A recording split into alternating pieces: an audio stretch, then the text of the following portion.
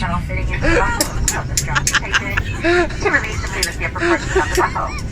Turbulence may occur, no worries. We recommend that you keep your seatbelt fastened at all times, even when the seatbelt sign is off.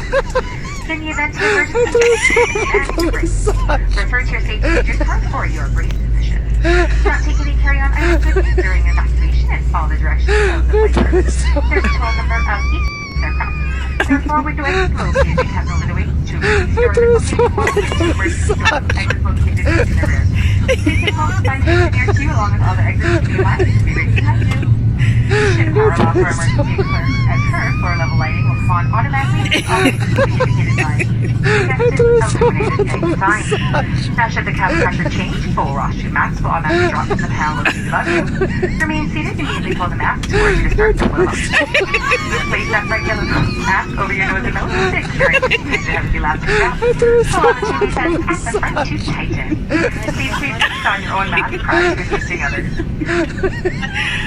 Oh dear. Here's from the safety box. Please ensure your seat back is upright and your tray table has been stowed.